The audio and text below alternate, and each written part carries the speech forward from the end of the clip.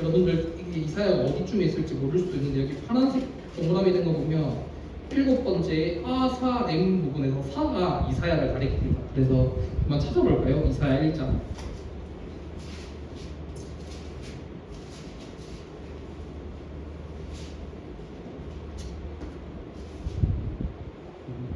빨리 쳐보세요.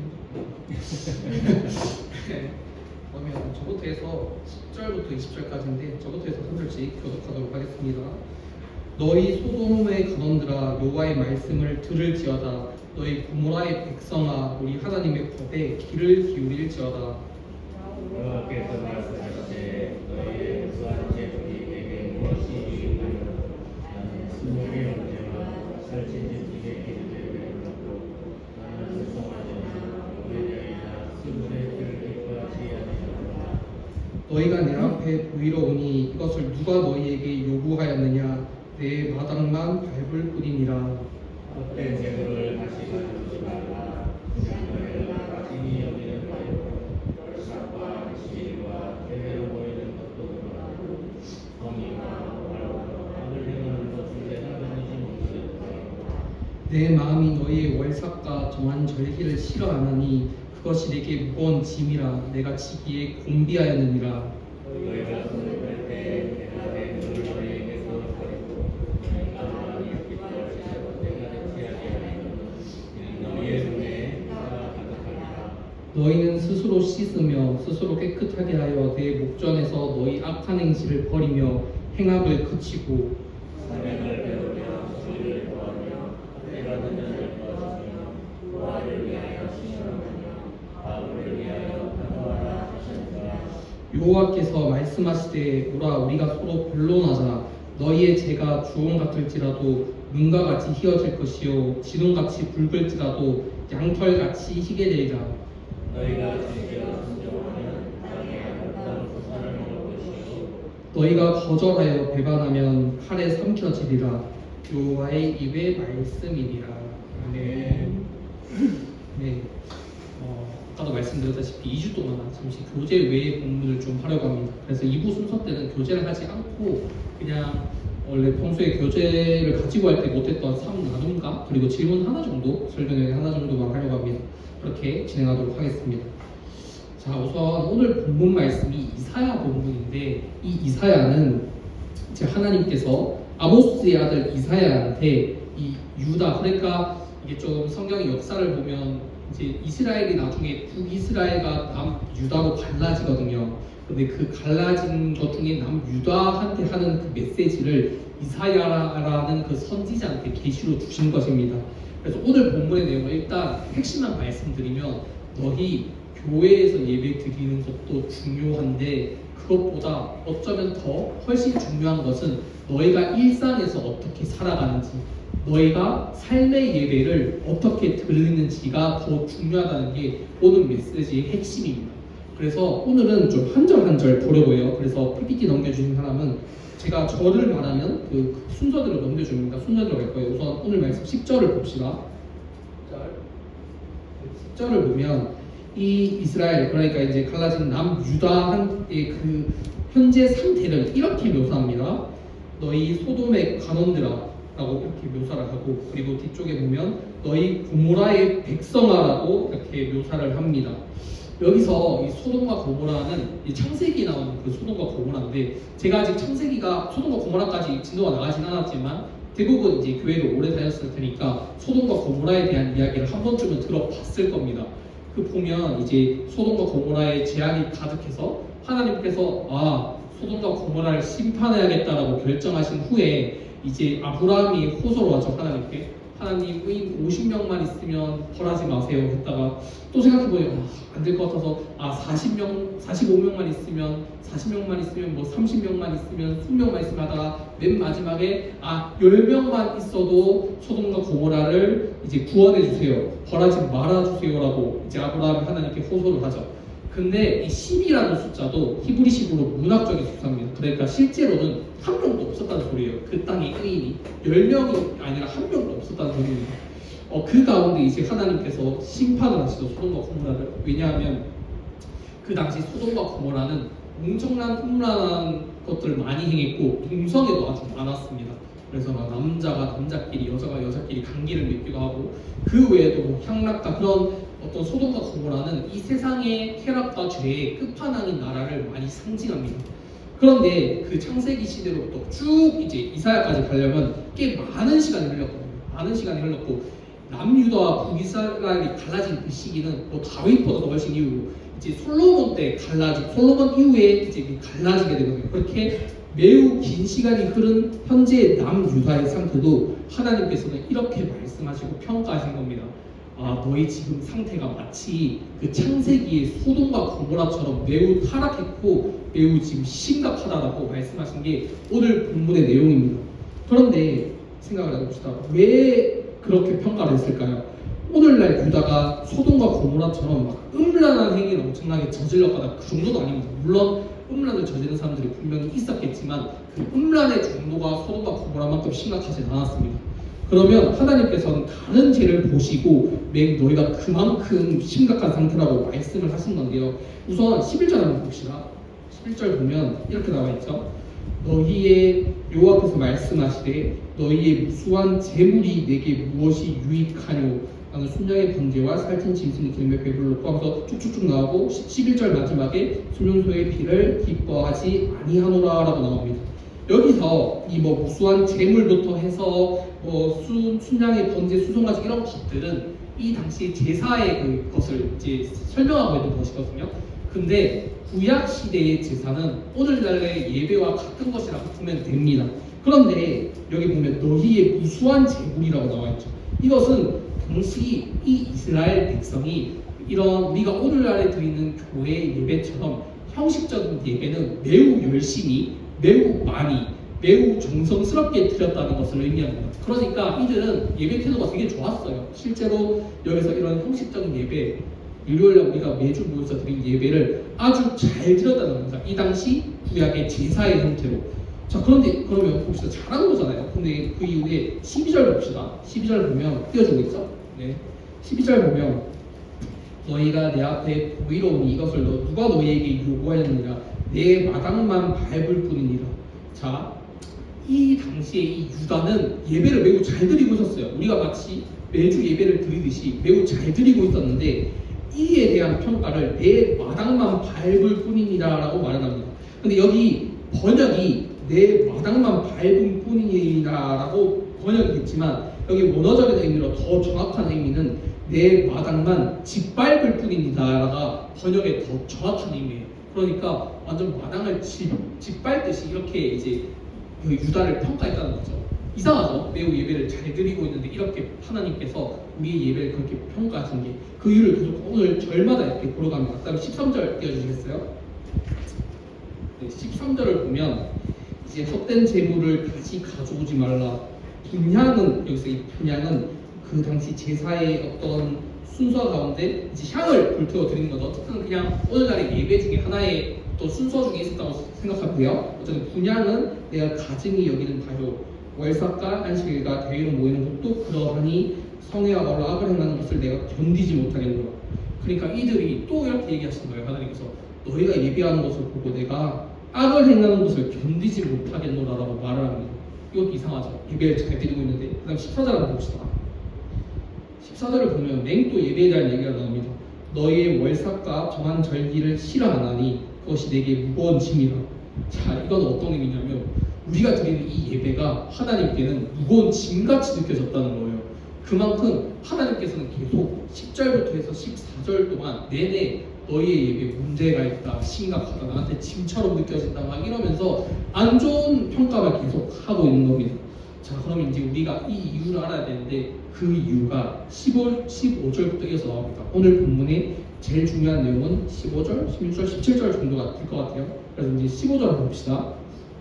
15절 보면 너희가 손을 펼 때 내가 내 눈을 너희에게서 가리고 너희가 많이 기도할지라도 내가 듣지 아니하리니 이는 너희의 손에 피가 가득함이라 라고 나옵니다.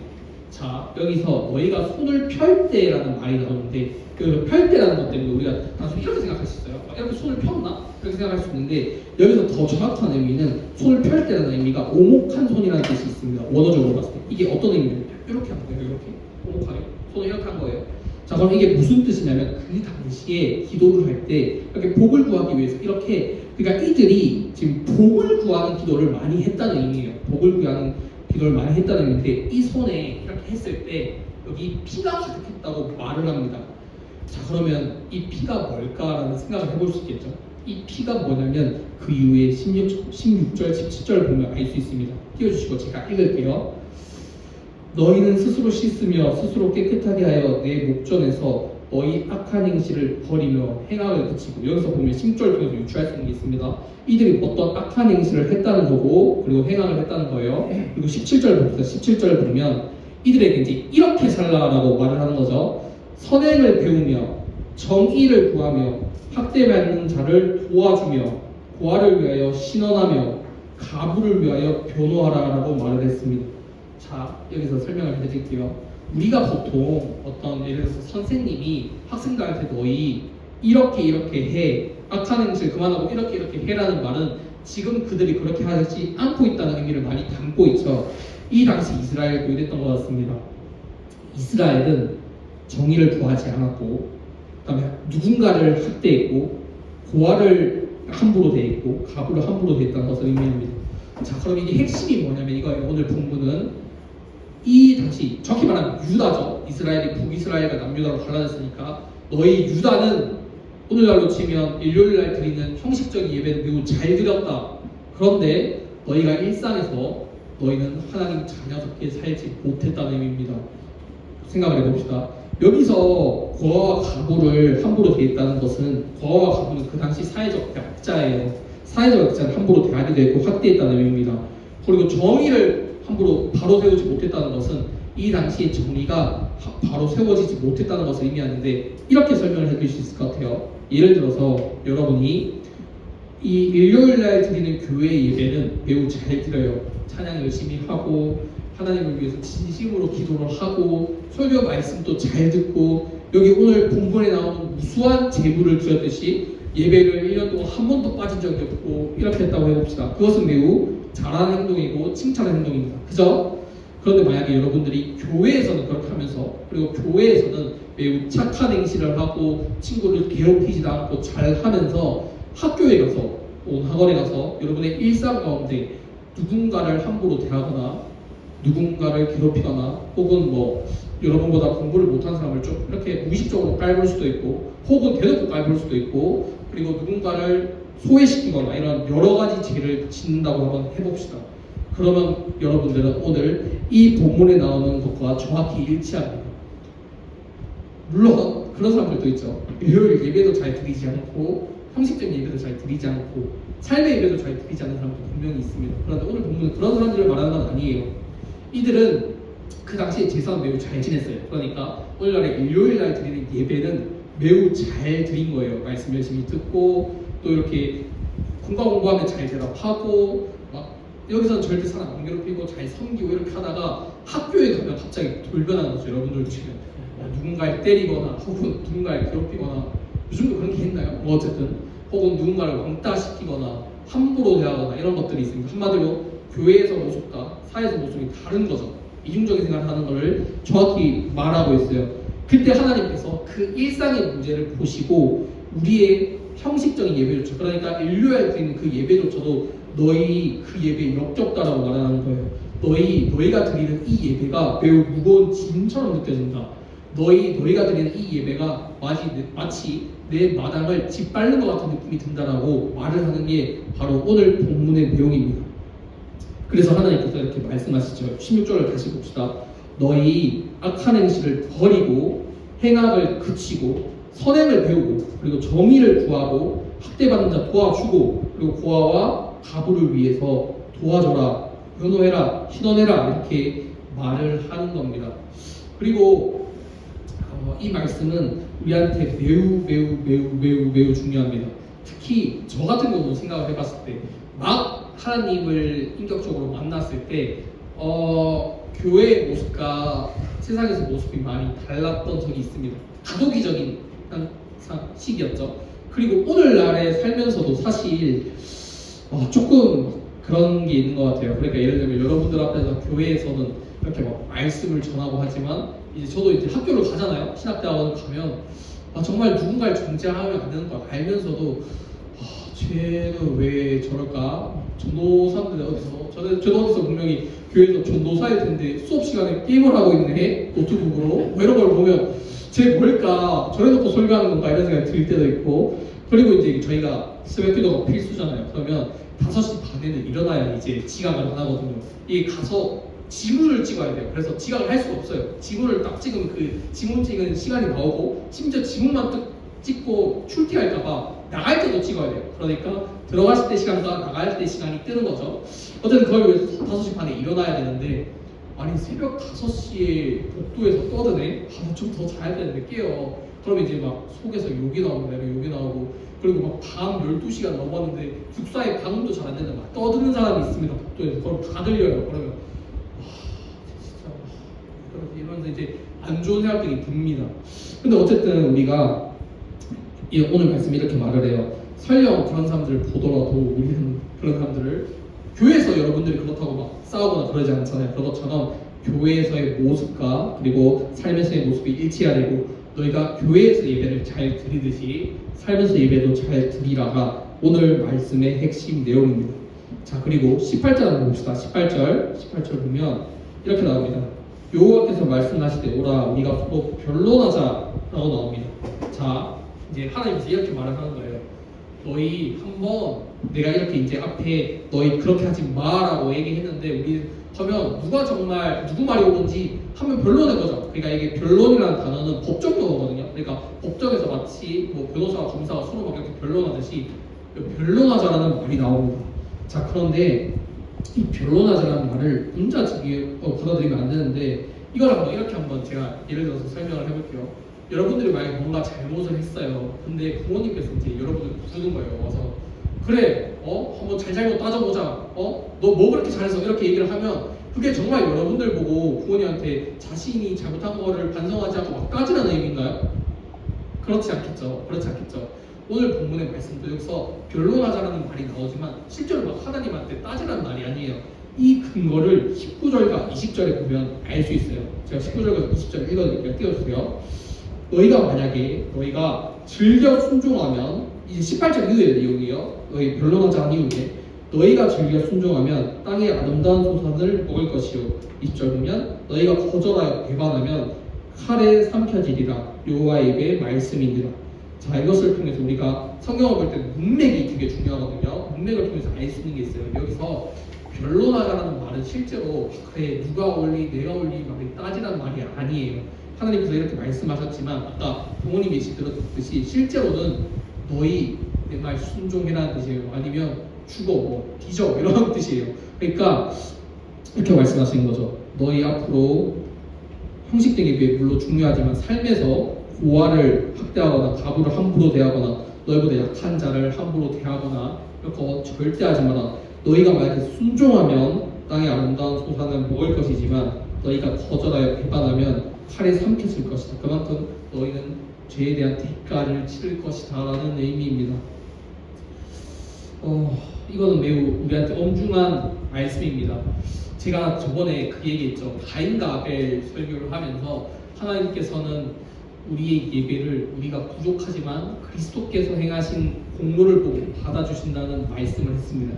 근데 이게 사실 좀 제가 추가적인 설명을 안 했는데 조금 오해의 소지가 있을 수도 있을 것 같아요. 그러니까 여기서 제가 저번에 가인과 아벨에서 그리스도의 공로를 보고 우리가 때로는 부족해도 우리 예배를 받으신다는 말은 최소한 일단 우리가 하나님을 정말 믿고 하나님을 정말로 사랑하고 하나님 뜻대로 몸부림치면서 살지만 때로는 그렇게 살지 못할 때도 하나님께서 그리스도께서 우리를 위해 하신 일을 보고 우리의 예배를 받아주신다는 의미로 그 당시 가인과 아벨 설교를 했습니다. 그런데 만약에 여러분이 그 하나님을 애초에 제대로 믿은 적도 없고 그리고 하나님을 사랑하지도 않고 하나님 뜻대로 살려 하지도 않고 우리한테 칭의라고 하죠. 하나님의 자녀가 된 사건이 있지도 않은 채로 예배를 함부로 드린다면 하나님께서는 그 예배를 받지 않으실 거예요. 받지 않으세요. 이것은 매우 중요합니다. 그래서 다시 한번 말씀을 정리할게요. 말씀을 정리하고 마무리하려고 합니다. 오늘 예배는, 그러니까 오늘 말씀은 애초에 우리가 드리는 교회에서 오늘날 드리는 것처럼 이 예배를 소홀히 드리는 사람들을 대상으로 한 말씀이 아닙니다. 이들은 그 당시 제사를 매우 정성껏 드렸어요. 그러니까 오늘 예배를, 오늘날 우리가 일요일에 드린 예배를 잘 드렸습니다. 그런데 예배는 잘 드려놓고 삶의 현장에서 고아와 가부를 함부로 대하고 누군가를 학대했다는 거죠. 그러니까 다시 한번 말씀드릴게요. 여러분들로 치면 오늘날 예배는 잘 드려놓고 학교 가서 누군가를 괴롭히거나 누군가를 따돌리거나 혹은 뭐 욕설을 하거나 이런 하나님 말씀대로 살지 않는 교회에서의 모습과 삶에서의 모습이 이중적인 것을 나타내는 사람들을 대상으로 이렇게 얘기를 한 겁니다. 너희가 순종하면 땅의 아름다운 소송을 먹을 거지만 너희가 거절하고 배반하면 칼에 삼켜질 것이다. 그러니까 오늘 말씀을 정리합니다. 너희 절대 삶의 예배와 우리가 교회에서 드린 예배를 구분해서 하지 마라. 이것은 하나 돼야 되고 일치성이 있어야 되고, 그리고 삶의 현장에서 절대 여러분보다 약하거나 혹은 여러분들보다 공부를 못하거나 그런 사람들을 함부로 대하지 마라. 우리 모든 사람들은 그들이 어떠한 성격이든 어떠한 조건을 가지고 있든 하나님의 형상이기 때문에 절대 함부로 대하지 마라라는 의미입니다. 이렇게 말씀을 정리할 수 있을 것 같습니다.